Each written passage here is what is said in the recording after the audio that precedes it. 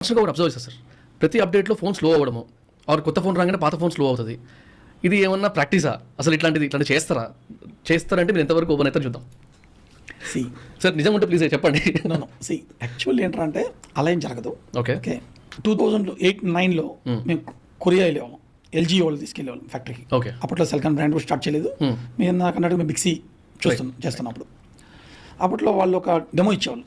Fold phone ఇది 65,000 times fold అవుతుంది అంటే అందరూ ఇండియన్స్ వావ్ 65,000 టైమ్స్ అన్నారు.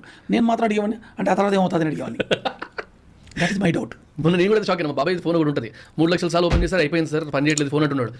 అంత డబ్బులు పెట్టుకున్న ఫోన్ ఇట్లా ఖరాబ్ అవ్వడం ఏంద్రా బాబు అని. అంటే యాక్చువల్లీ ఎల్జీ వాడు మేము 65,000 దాకా గొప్పగా చెప్తున్నాడు. బట్ మాకు వచ్చిన డౌట్ అంటే 65,000 టైమ్స్ అంటే సో రోజుకి ఎన్నిసార్లు వాడతాం, 365 డేస్ ఎన్ని ఉంటుంది.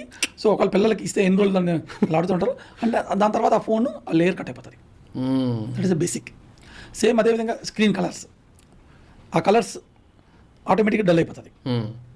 ప్లస్ మాకు అన్నిటికన్నా ముందు ర్యామ్ స్పీడ్ పీసీబీ లేయరు ఆటోమేటిక్గా స్టక్ అవుట్ మొదలవుతుంది 2 ఇయర్స్కి 1.5 ఇయర్కి. అంటే తయారు చేసే డిపెండింగ్ బట్టి ఉంటుంది. ఒక్కొక్క పీసీబీ 2 ఇయర్స్ ఉంటాయి, 3 ఇయర్స్ కూడా ఉంటాయి. కొన్ని ఫోన్లు లో ఫోకస్ 1 ఇయర్కే స్టార్ట్ అయిపోద్ది. బట్ లో ఎండ్ ఫోన్స్ అయితే ఓకే. సో ఆ విధంగా డిజైన్ చేస్తారు.